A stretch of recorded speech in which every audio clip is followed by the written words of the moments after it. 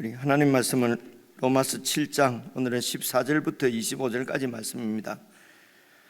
신약성경 248페이지 로마서 7장 14절입니다. 한 말씀씩 저와 여러분이 교독하겠습니다.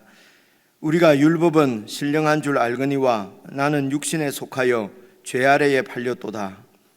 내가 행하는 것을 내가 알지 못하노니 곧 내가 원하는 것은 행하지 아니하고 도리어 미워하는 것을 행함이라.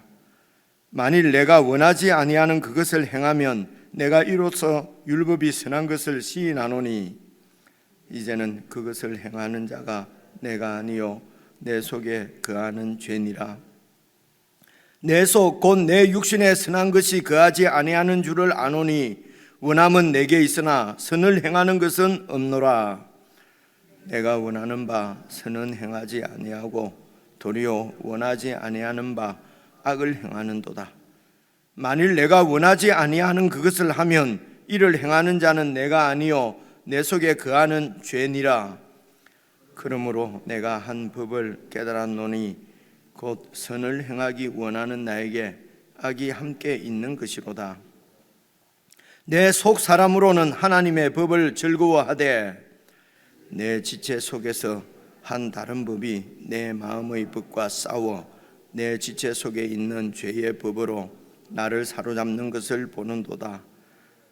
오호라, 나는 공고한 사람이로다. 이 사망의 몸에서 누가 나를 건져내랴. 우리 주 예수 그리스도로 말미암아 하나님께 감사하리로다. 그런즉 내 자신이 마음으로는 하나님의 법을, 육신으로는 죄의 법을 섬기노라.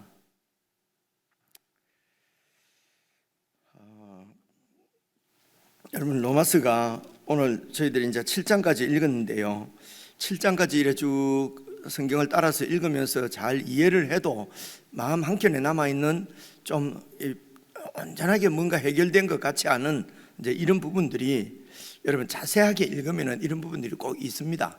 그런데 이제 그것 때문에 너무 고민하지 말고요. 8장도 있고 9장도 있고 쭉 12장 끝까지 이제 읽으면은 이런 부분들이 잘 좀 더 정리가 될 것이고, 이번에 정리가 잘 안 되면은 다음에 로마서 또 읽거든요. 그리고 이제 로마서 이런 말씀은 갈라디아서나 이런 말씀하고 잘, 그리고 히브리서 이렇게 잘 연결해서 읽으시면은 무슨 말이냐 그러면요, 우리가 이 땅에 있는 일도 뭔가 한마디로 딱 얘기를 하려고 하면서 자꾸 오해가 생기지 않습니까? 그죠? 가끔씩 예를 드는데요, 미안합니다 이런 얘기를 잘해서, 저한테 요즘 캐나다 날씨 춥지요, 덥지요 이러면 대답하기가 참 곤란해요. 그 캐나다쯤 되는 나라도 무지무지 추운 데도 있고 무지무지 더운 데도 있고 그렇거든요. 근데 그걸 한 가지로 딱 얘기를 하라 그러면은 그 얘기를 할 수가 없어요. 하면은 틀립니다. 그죠? 캐나다 추워요 하면 그 틀려요. 안 추운 데가 훨 많거든요. 근데 하나님의 나라는 더 크고요. 그러니까 한마디로 어떻게 말을 할 수가 없지요.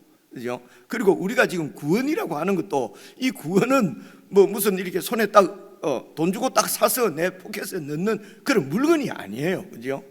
그러니까 구원이 어떤 것이냐? 예수님이 내 죄를 위해서 죽었다. 그 피로 다 우리 죄를 다 용서 안 받았다. 그래서 죄의 값을 받지 않는다. 이 틀렸다는 말이 아니고요. 이것만 가지고는 이게 다 설명을 할 수가 없다는 것입니다. 그죠? 그래서 제가 이야기로 복음서도 마태복음, 마가복음, 누가복음, 요한복음 4개가 있지 않으면은 근데 이제 내 복음서를 읽으면서 같은 부분도 많지만은 많은 사람들이, 학자들이 지적하기를 이게 다르다 이거지, 이거하고 달라. 그래서 이게 하나님 말씀을 믿을 수 없다. 그래 이런 얘기들을 하는 거 보면은요, 참 학자들이 자기 하는 부분만 막 하니까 전반적으로는 약간 죄송합니다. 그 표현을 하면서 이제 좀, 그죠? 우리가 좀 탁 이렇게 하면 좀 마음에 와닿지 않을까 싶어서, 우리는 예를 들어 박사님, 학자님 하면은 모든 걸 다 아는 것처럼 그렇게 하지 않습니까? 목사님 그러면은 뭐 신앙에 대해서는 모든 것을 다 아는 것처럼, 그죠? 사실 그렇지 않다는 것입니다. 어쩌면은 한 부분밖에 모르는, 제가 이런 말씀 직접 들었기 때문에 그렇습니다. 우리 교회에서 같이 공부하던, 같이 신앙생활하던 옛날 우리 지체들도 이제 그 당시에 뭐 30, 40년, 40년 전에 뭐 이렇게 촌에 살다가 오면은 박사님을 처음 보는 거예요. 그래서 막 저희들이 막 존경을 표하면은 그 얘기를 하더라고요. 형제님, 박사는 이제 동물이 뭐냐, 파충류가 뭐냐, 뭐 이렇게 하다가 나중에 이제 파리가 어떤 뭐냐, 그죠? 그래도 하다가 박사는 뭐냐, 파리의 눈이 뭐냐, 이것만 연구한다는 거예요. 파리 눈밖에 모른다는 거예요. 이해가 오시면 그분이 너무 지금도 생각이 나거든요. 참 겸손하시고 그래. 근데 우리는 박사 그러면은 사람들이 막 이렇게 하니까 모든 걸 다 아는 것처럼, 박사는 놔놓고 목사님은 신앙에 대해서 모든 걸 다 아는 거니까, 아는 것처럼 보니까 막 이렇게 막 그렇게 대우를 하니까 안 그런데도 그런 척 해버리는 거예요. 그냥 이걸 위선이라고 그러는 겁니다. 사실은 저도 잘 모르는데, 그죠? 근데 모든 걸 다 아는 것처럼 성도님들이 그렇게 대해주니까 그냥 난 모릅니다 하면 되는데, 그죠? 그러기 싫으니까 아는 것처럼 다 이렇게 해버린단 말입니다. 그죠? 오늘도 그렇고 내일도 그러고 그럽니다. 예. 아니 무슨 말을 하다 옆으로 또 빠졌죠. 그래서 이 구원, 우리의 구원, 죄사함, 예수님의 피 흘리심, 이런 모든 것들이 이런 것이 간단한 얘기가 아니고 아주 큰 얘기라는 것입니다. 그러므로 1차적으로는 우리가 늘 겸손해야 될 필요가 있고요. 겸손하고 그리고 또 이렇게 우리가 겸손하면요, 아무 설명이나 또 다 받아들입니다. 아무 설명이나 이단의 설명도 겸손하게 받아들여야지. 그러니까 또 진리에 분명하게 써라, 또 이렇게 또 군면할 수밖에 없거든요. 그럼 진리에 또 분명하게 써라 그러면 자기가 아는 게 전부 다예요. 진리에 분명해야 되지 않습니까? 그리고 하나님의 더 많은 설명은 받아들이질 않아요. 그죠? 그러니까 이런 목회적인 어려움이 있습니다. 이게 무슨 문제가 있냐면 이게 전부 우리 문제예요. 인간들 문제예요. 그만큼 고집스럽고 편협하고 고정관념이 있고 자기중심적이고 이런 우리다 말입니다. 이런 우리를 하나님께서 구원해 가시는데 어떻게 구원해 가시냐? 그래서 예수 그리스도의 보혈로 우리를 완전히 죄의 형벌에서 다 면제해 주시고, 그죠? 그리고 이제 계속 가르쳐서 지금 이제 이렇게 은퇴할 때가 다 돼가고 이쯤 되니까 뭐가 보일동 말동 보이는 것 같아요. 이제 뭐가 좀 조금만 더 하면은 완전히 보일 것 같은데 이제 몇 년 안 있으면 그만둬야 될 때가 오고 말입니다. 이렇거든요. 그런데 지금 생각해 보면 제가 20대 30대는 다 아는 걸 좀 생각했거든요. 그래서 내가 알고 있는 거와 반대로 틀리게 얘기하면 그건 이단이요. 그거는 겉으로 이단이라 말 못해서 속으로는 이단이야. 이렇게 결정해버리고, 진짜 무섭게 이런 시절을, 이런 것을 거쳐오고 보게 되면요, 오늘도 저한테 와서도 그런 분들이 있거든요. 그럼 더 이상 어떻게 말을 할 수가 없어요. 신학교 딱 들어가면은 특별히 장로교 신학교에 들어가면은요, 한 1장, 2장 조직신학책이나 이런데 한 10페이지 이내에 나오는 얘기를 갖고 그걸 전부 다 아는 것처럼 이게 진리인 것처럼, 그럼 이제 긍휼의 마음이 좀 생겨요. 좀 젊을 때 그러면요, 같이 싸우고, 이제 나이가 좀 드니까 저 과정을 거쳐서 결국은 또 진리에 풍성하게 되는데, 이제 이런 여유도 좀 생기고 이제 이렇습니다. 말이 좀 길어졌는데요. 그래서 이제 오늘 이 부분도 참 좀 오해하기도 쉽고 어렵습니다. 그리고 이게 신학적으로도 아주 의견들이 많아요. 그래서 이게 참 어떻게 설명을 드려야 될지, 잘못하면 또 신학적인 논쟁이 일어날 수도 있고요. 제가 설명을 하게 되면은 그게 왜 그러냐면 이때까지 알고 있었던 이런 거하고 또 다르게 제가 설명할 수도 있거든요. 그래서 이렇게 자꾸 다르게 설명하는 걸 너무 확신 있게 이렇게 설교하기 때문에 불편해서 참 설교 듣기 힘들다는 분들도 있고요. 여러분들은 무슨 말을 하는지 모르겠지, 그죠? 실제적으로 이렇게 다양합니다. 그래 치면은 아이고 우리 목사님이 최고다 이러고 따라가면은 갈등 없이 받아들일 수 있을 것 같은데, 여러분 그러면 또 안 돼요. 그러면은 또 다 이 목사님들이 언제 변질 안 된다고 볼 수가 없잖아요, 그죠? 그래서 우리가 믿을 것은 하나님이고, 하나님께서 우리의 구속을 위해서 주신 예수 그리스도, 그분의 말씀이고, 결국은 이렇게 되는 것입니다. 그래서 제가 하는 말도 말씀을 잘 보면서 이게 설명이 맞는지 안 맞는지를 자꾸 봐달라고 하는 것은 어쩌면은 제가 겸손이 아니고요, 저를 지키려고 하는 것인 줄도 몰라요, 그죠? 잘못하면 뭐 우리 교회에서 나만큼 아는 사람 없으니까 내 마음대로 하다가 이게 옆으로 빠져버리거든요. 그죠? 이제 그래서 서로를 위해서 이제 기도해 주시면 좋겠다 이런 말입니다. 오늘 말씀은 죄에 대한 말씀이기 때문에 간단한 얘기입니다. 그래서 지금까지를 다시 한번 좀 아는 대로 여러분 생각해 보십시오. 1장부터 3장까지는 죄가 뭐냐, 그렇죠? 아니, 죄가 뭐냐가 주제가 아니에요. 어렵게 된다는 것이 무슨 말이냐? 그러니까 모든 사람이 다 죄를 지었다. 그죠? 그래서 모든 사람이 다 그 죄에 어떻게 이 하나님 앞에 죄의 형벌을 피할 수 없다. 그래서 예수 그리스도로 말미암아 하나님께서 우리에게 구원을 주신다. 예수 그리스도로 말미암아 어렵게 된다 하는 말씀이 이제 3장에 나온 제 기억으로 지금 그래요. 그리고 4장은 그러면은 그래서 예수님 안에서 어렵게 된다는 것이 무엇이냐, 혹은 어렵게 된다는 것을 어떻게 우리가 어렵게 될 수 있느냐, 4장에서는 믿음을 얘기한 것 같아요. 그죠? 그래서 아브라함의 믿음을 비유로 해서 믿음은 이제 이런 것이다 쭉 했는데, 그것만 해도 저희들이 생각하면은 그 믿음이라는 것은 내가 어렵게 됐다 하는 것을 믿는 것이 아니고, 그죠? 나는 구원받았다, 구원을 확신하거나 신뢰하거나 믿는 것이 아니고 그 구원을 주신 하나님을 믿는 것이에요. 하나님을. 그죠? 하나님께서 예수 그리스도를 통해서 우리를 구원하셨기 때문에 그 구원해 주신 예수님을 믿어서 우리의 구원이 어렵게 되는 것이지, 나는 어렵게 된 것을 믿는다, 구원을 확신하는 것이 믿는 것이 아니란 말입니다. 그죠? 이제 이런 것도 우리가 4장을 이번에 읽으면서 그런 것을 의식할 수가 있을 것 같아요. 그래서 이 믿음은 아브라함의 믿음은 여러분 12장, 17장, 22장에 와서 아들까지도 완전히 믿음으로 드리는 거죠. 그러니까 믿음은 곧 순종하고 같은 얘기다.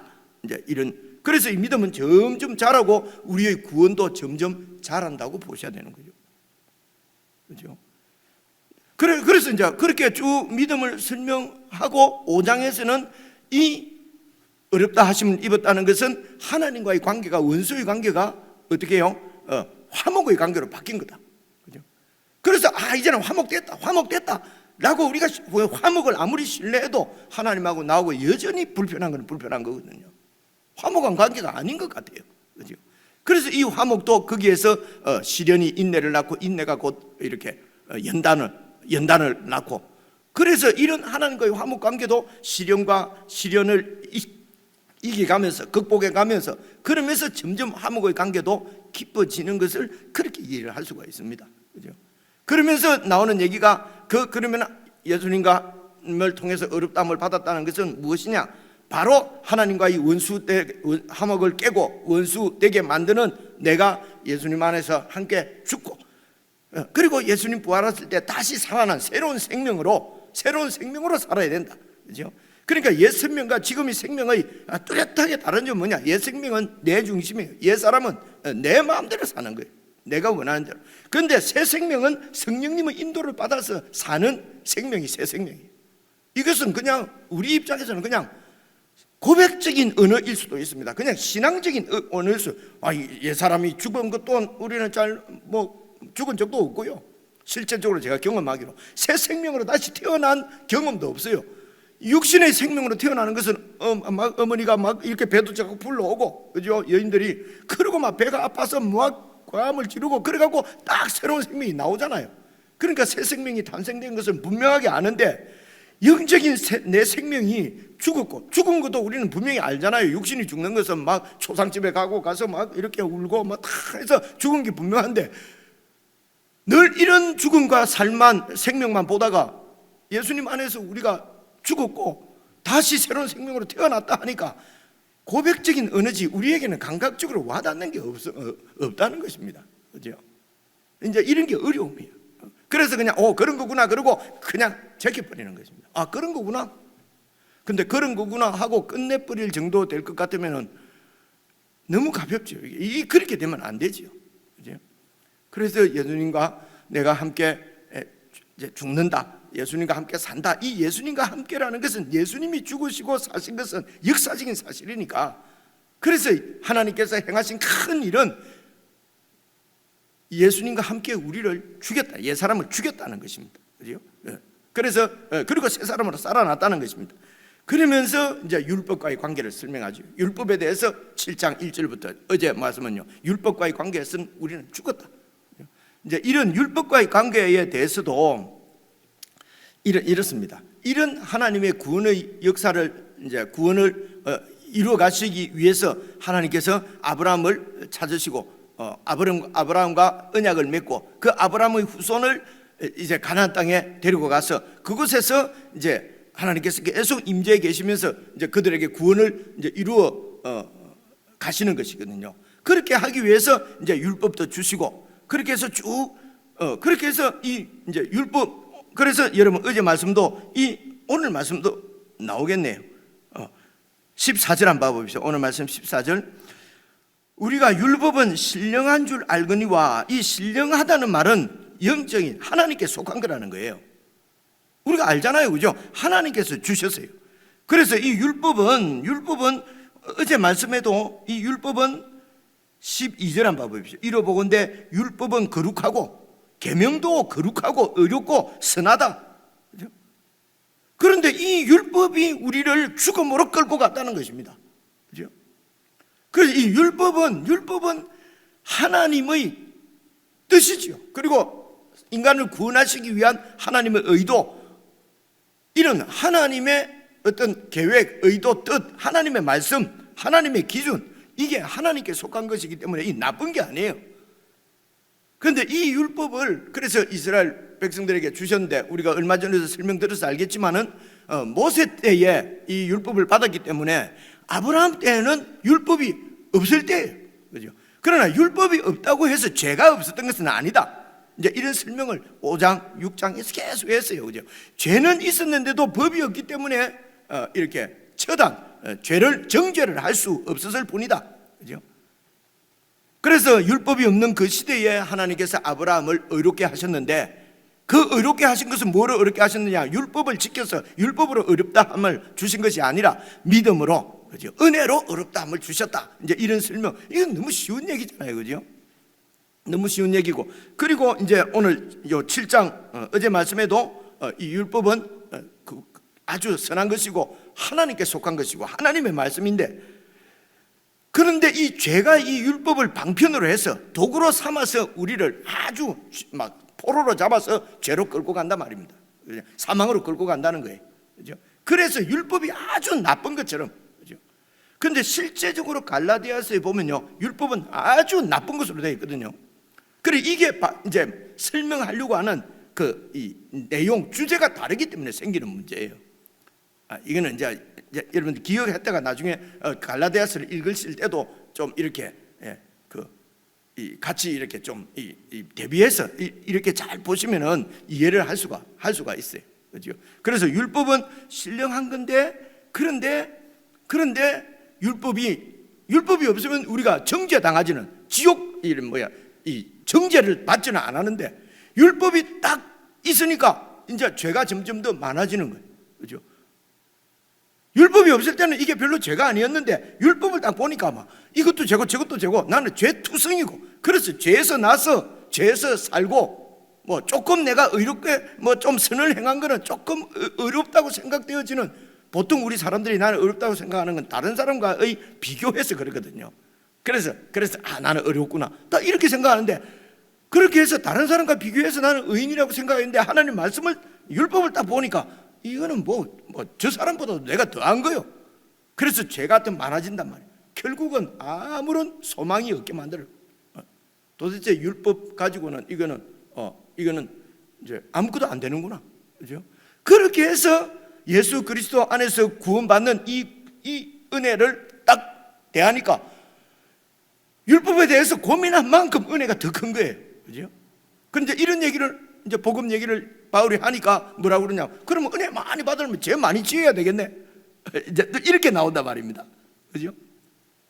이제 그래서 상대방이 말하는 것을 가상적인 대화 상대를 설정을 해서 이렇게 말하지, 그러나 그것은 이것이다, 그것은 이것이 이렇게 된 것이다, 이렇게 계속 설명하는 것이거든요. 중요한 것은 우리는 유대인이 아니에요. 그렇죠? 이 바울은 이런 정말 율법대로 한번 살아보려고 율법을 지키고, 그리고 이 바울은 구약 성경 학자잖아요. 요즘 우리가 구약 성경 에스겔서를 읽고 있지만은 여러분, 하나님께서 진단하시잖아요. 유대인 이스라엘의 역사는 반역과 배반의 역사, 그렇게 말씀하시잖아요. 우리가 에스겔서 보니까, 그죠? 그러니까 이스라엘의 그 천년의 세월이, 역사적으로 천년, 그죠? 너희 세월이 그냥 그 천년 하는 것은요, 이 모세가 애굽에서 나온 것이 1440년, 뭐 좀 또 연대를 계산한 사람 중에는 1200 몇십 년 이렇게 하시거든요. 그리고 이 이스라엘이 완전히 멸망한 게 586년 멸망하니까요. 그 어간이 한 1000년 이렇게 되지 않습니까? 1000년을 하나님부터 율법을 받아서 율법을 지키며, 그 중에는 율법을 잘 지키려고 애쓰는 많은 사람들도 안 있었겠습니까? 그리고 이 이스라엘의 역사를 잘 아는 사람도 있을 것이고, 이 구약 성경의 그 하나님 말씀을 연구하고 가르치는 사람이 랍비, 바로 이 바울은 랍비였어요. 아주 성경학자였어요. 그리고 우리가 아는 대로 얼마나 율법에 대해서 열심히 특심했는지, 하나님 말씀대로 하는 것이 아니다 싶으면은 예수 믿는 사람을 죽이러 다메섹까지 가던 사람이에요. 그 다메섹 가다가 예수님을 만난 거예요. 너무 충격인 거예요. 그죠? 그렇게 해서 아니 이게 이해가 안 오는 거예요. 구약 성경에 옆으로 또 빠졌는데요, 구약 성경에 보면요, 여러분 이사야서 우리가 묵상해서 알지만은 잘 읽어보시면은 메시아가 고난을 받잖아요. 그죠? 그러니까 메시아가 고난받고 결국은 죽거든요. 53장 이사야서, 그죠? 그러니까 이 아무리 생각해도 메시아가 고난받아서 죽는다는 게 이게 이해를 할 수가 없는 거예요. 메시아는 멸망한 이스라엘을 회복시키러 오는 다윗의 후손 왕인데, 그러니까 죽는다는 말이 무슨 말일까? 그죠? 그런데 그 당시 예수님이 다 많은 사람들이 그리스도로 생각했는데 그냥 십자가에서 죽어버린 거예요.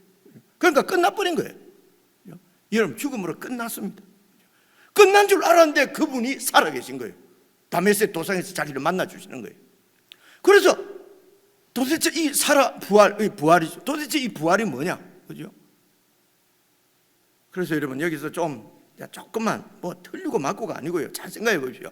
죽음으로 끝나버리면은요, 신앙이 반쪽짜리 밖에 되질 않아요. 예수님이 죽음에서 끝난 것이 아니고 다시 부활을 하셨거든요. 그죠? 그래서 부활이 도대체 뭐냐? 예수님과 함께 우리가 육장에서 죽고 예수님과 함께 다시 살아났다고 그러는데, 예수님과 함께 죽었다는 것은 알겠어. 죽었다는 건 하도 우리가 말을 많이 하니까, 그죠? 내 자아도 죽고 나를 부인하고, 그죠? 전에 목사님도 말씀하시고 새로운 목사님도 말씀하시고, 그리고 교회에서 또 성경 잘 가르친다면 맨날 죽음이고 십자가의 도고, 그죠? 죽음은 어느 정도 알겠어요. 근데 이런 게 다가 아니에요. 예수님이 죽음으로 끝난 것이 아니고 부활을 하셨거든요. 그죠? 그래서 부활해서 예수님과 함께 부활 생명으로 산다는 것은 무엇인가? 그건 어떤 것인가? 그래서 부활은 죽지 않으면 부활 안 생깁니다. 맞아요. 그래서 우리가 죽었어요. 죽음을 얘기를 많이 한 거예요. 그러면 이제는 살아서 부활해서 산다는 것이 무엇인가를 더 많이 배워야 된다는 거예요. 이제 또 옆으로 이제 이런 전반적인 얘기를 하는 것입니다. 그래서 어쨌든 사도 바울은 율법을 받아서 율법대로 한번 지켜서 살아보려고 애를 많이 썼는데 안 되는 거예요.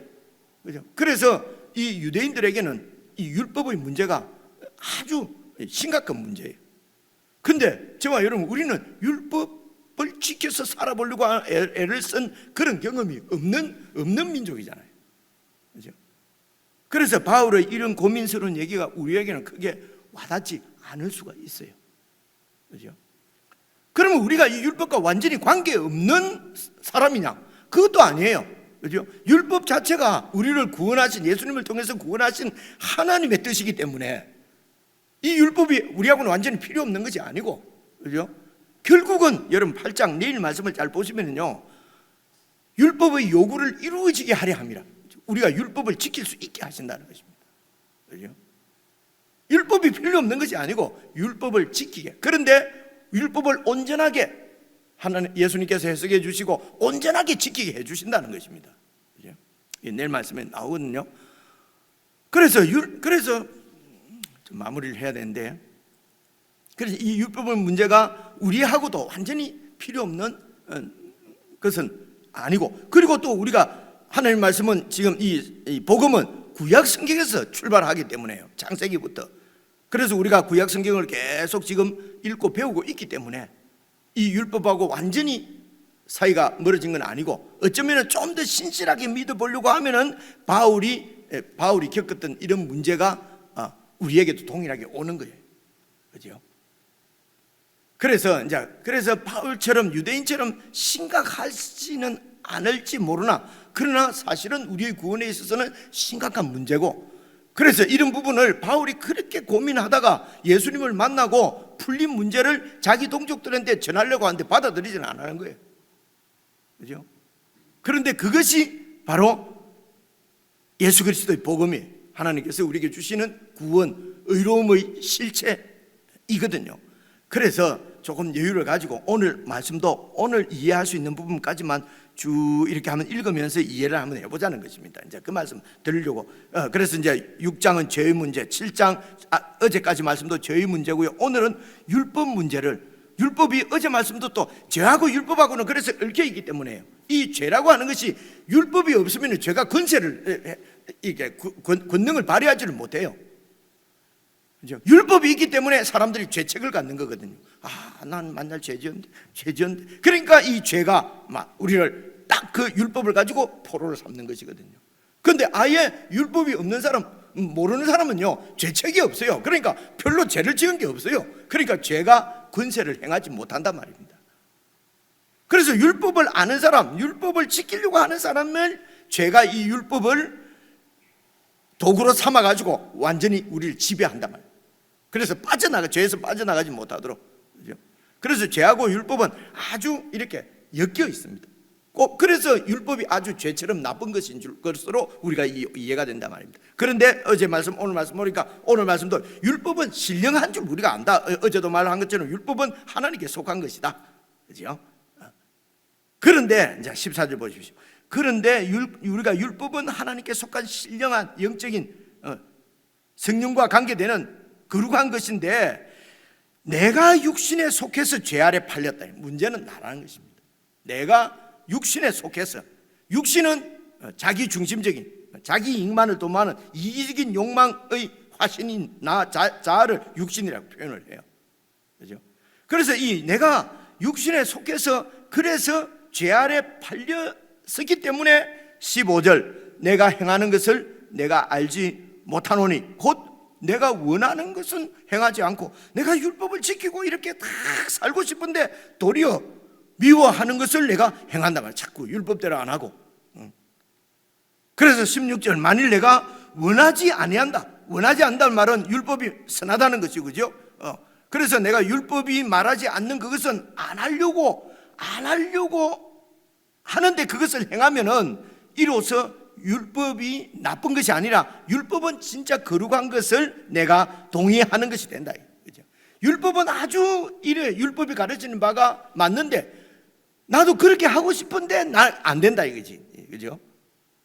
그래서 내가 이렇게 율법대로 안 하고 이렇게 하면은 율법이 나쁜 게 아니고 율법은 정말 선한 거구나 하는 것을 내가 동의하는 것이란 말입니다. 그래서 17절 보니까 이제는 그것을 행하는 자는 내가 아니고, 나는 그렇게 행하고 싶은데, 그죠? 내가 아니고 내 속에 거하는 죄구나. 죄다. 네? 얼마나 답답하면 이렇게 설명하겠어요. 그죠? 그러면 내가 죄 지은 거 아니네. 나는 내 속에 있는 죄가 지었으니까 나는 죄가 아니네. 그게 아니고요. 근데 그 죄가 내 속에 있는 거예요. 그죠? 내가 육신에 팔려서, 그래서 육신에 속해서 죄에 팔렸다면 죄의 종이 되었다는 말입니다. 내가 죄의 종이 되었기 때문에 그래. 그래서 율법을 지키지 못하는 것은 내가 아니라 내가 죄의 종이 되었기 때문에 그렇다. 이러고 나와 죄를 약간 분리하는 것 같지만 이것 때문에요, 완전히 분리해서 이제 죄는 죄고 나는 어떤 죄를 지어도 뭐 이제 예수님이 다 죄 용서했고, 그러니까 어떤 죄를 지어도 나는 관계없다. 그죠? 그러니까 죄에 대해서 우리는 프리하다. 그래서 죄에 대한 감각이 없어지기도 해요. 그래서 저렇게 하면 안 되는데, 근데 예수 잘 믿는 분이 막 이렇게 일반 사람들이 생각하는 도덕적인 수준 밑으로 떨어져 갖고 하나님의 법은 다르다 이래 버리면요, 이러면 정말 이런 게 이제 성경의 이해의 초보, 잘 모르기 때문에 그렇게 생기는 문제거든요. 그죠? 계속해서 읽어보십시다. 내 속에 거하는 죄니라. 18절, 내 속, 곧 내 육신에 선한 것이 거하지 아니하는 줄을 아노니. 왜 아냐? 원함은 내게 있는데 선을 내가 행할 수 있는 능력이, 선을 못 행하는 거 보니까 내 속에는, 내 육신에는, 그죠? 우리가 육신에 속해 있잖아요. 육신에 속해 있으면은 이거 육신에는 선한 것이 거하지 않는다. 왜냐하면 죄의 종이 되어서 죄가 이끄는 대로 갈 수밖에 없다. 그래서 율법을 지킬 수가 없다는 겁니다. 바울의 문제가 이 문제였어요. 그죠? 우리는 근데 율법이 없었기 때문에 뭐 이런 고민은 없는데, 그러나 이제 예수님을 믿게 되면은 이제 성경도 배우고 하면은 이제 뭐 이렇게 여러 가지 또 율법이 우리에게 많이 생기잖아요. 그죠? 예를 들면은 이제 주일날 꼭 예배에 와야 되고, 이제 마음에 이런 율법이 생긴단 말입니다. 이제는 교회 예수 안 믿을 때는 주일날 근데 주일이라 안 하고 일요일이라고만 해도 걸리잖아요. 그죠? 일요일 그냥 선 놓고 내 하고 싶은 대로 해도 아무런 문제가 없었는데, 예수 딱 믿고 나서부터는 이게 주일날 그렇게 할 수가 없는 거예요. 그죠? 마찬가지로 이런 많은 이제 율법들이 생깁니다. 그죠? 근데 이제 그런 것을 지키려고 하니까 지키고 싶은데 안 되는 거예요. 그죠? 그게 왜 그러냐? 우리가 육신에 속해서 죄의 종이 되기 때문이 그렇다. 그죠? 그래서 19절, 내가 원하는 바 선은 행하지 아니하고 도리어 원하지 아니한 바 악을 내가 자꾸 행한다. 그래서 만일 내가 원하지 않는 그 악을 내가 행한다면은 이를 행하는 것은 내가 아니고 내 속에 거하는 죄다. 나는 또 피해가네. 그죠? 나는 죄를 안 지었구나. 21절, 그러므로 내가 한 법을 깨달았느니, 이 법은요 법칙을 얘기하는 거야. 한 원리를 깨달았느니 이 말입니다.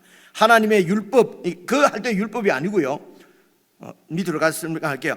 내가 한 원리를 깨달았는데 곧 선을 행하기 원하는 나에게, 율법을 지키고 싶어하는 나에게 율법을 안 지키게 만드는 악이 함께 있는 원리를 내가 깨달았다. 내 속에 그게 있구나. 그래서 내 속 사람으로는, 마음으로는 하나님의 법을 지키고 싶은데 23절, 내 지체 속에 또 다른 한 법이 내 마음의 법과 싸워서 내 지체 속에 있는 죄의 법으로 나를 사로잡는 것을 보는도다. 오라, 나는 공고한 사람이라다. 이 사망의 몸에서 누가 나를 건져내랴.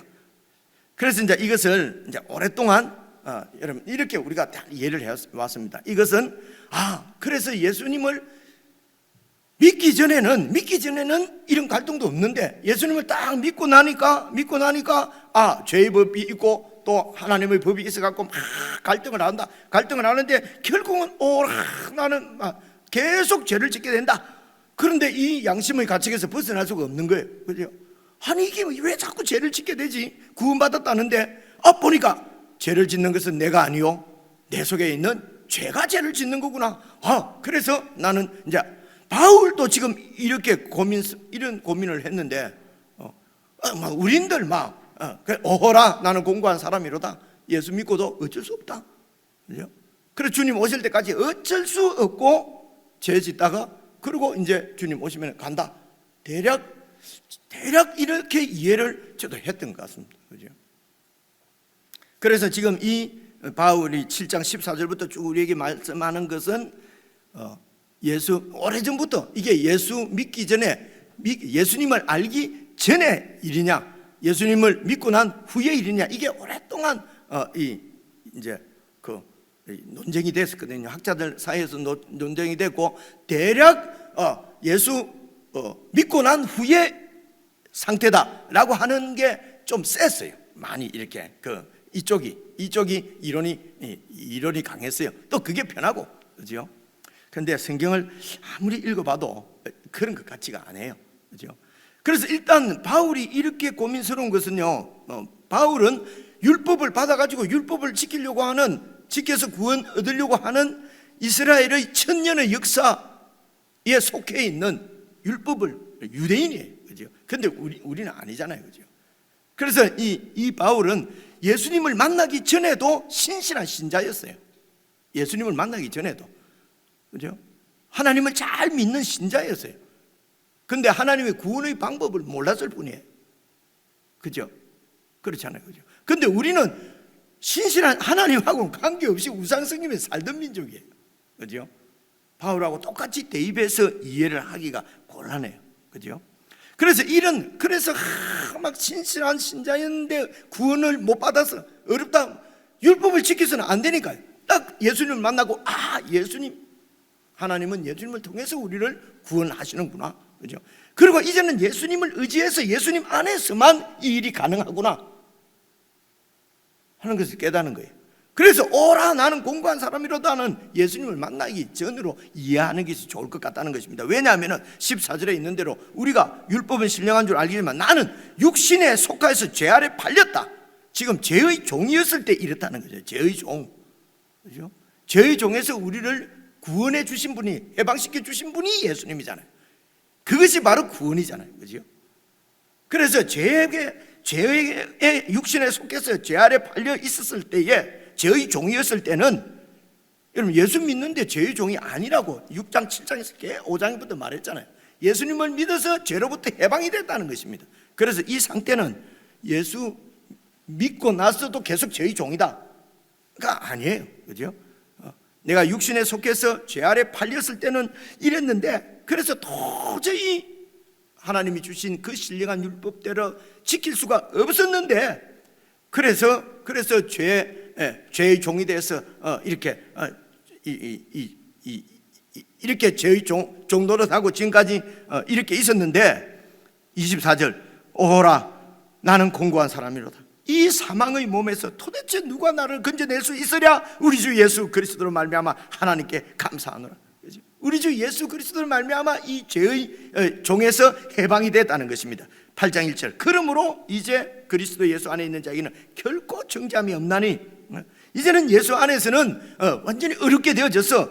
그런데 이제 앞에처럼 하면요, 우리가 이렇게 죄를 지을 수밖에 없지만은, 그런데 예수님께서 우리를 구원하시기 때문에 예수님 안에는 정죄가 없다. 죄를 못 묻는다. 그래서 죄를 계속 지으면서 죄의 종이 되어서 그럼 계속 살아. 죄의 종이 되어서 계속 죄를 걷고 못하고 사는 것은 그러면 그거는 예수 믿는 게 어렵게 된 게 아니죠. 그죠? 그런데 8장 1절 그래 우린 정죄함이 없다. 앞뒤 말이 안 맞는 거예요. 그죠? 그래서 그냥 우리 구원을 확신해라. 그러면 구원해 주신 거 믿어라. 그죠? 이게 십자가의 죽음까지는 예수님을 죽음 안에서 하나 된 것입니다. 이제는 다시 살아나서 예수님의 부활처럼 우리도 부활했는데, 이 부활의 삶을 어떻게 살아갈 것인가 이제 내일 8장부터 쭉 설명을 하거든요.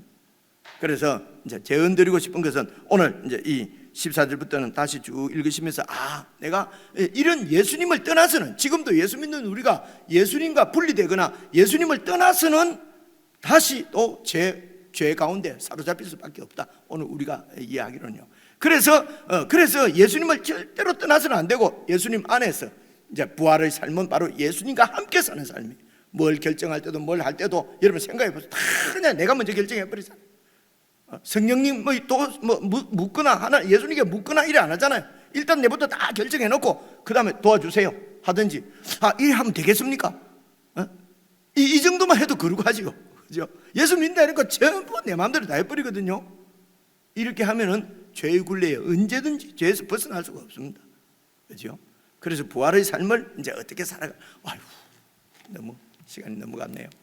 내가 설명을 너무 길게 했습니다. 그래서 오늘은 같은 주제가 딱 한 주제이기 때문에 쭉 읽으시면서 이게 죄의 권세가 얼마나 무서운가, 내 힘으로는 도저히 극복할 수 없다. 그래서 예수님을 더 함께 신실하게 동행을 해야 되겠는데 어떻게 하는 것이 좋을까? 그렇죠? 어떻게 하는 것이 예수님을 꼭 믿고 예수님과 함께 사는 것일까? 이제 이런 부분을 좀 연결해서 잘 묵상을 좀 하시면 좋겠다. 이런 말씀 드립니다. 우리 개인적으로 묵상하십시다.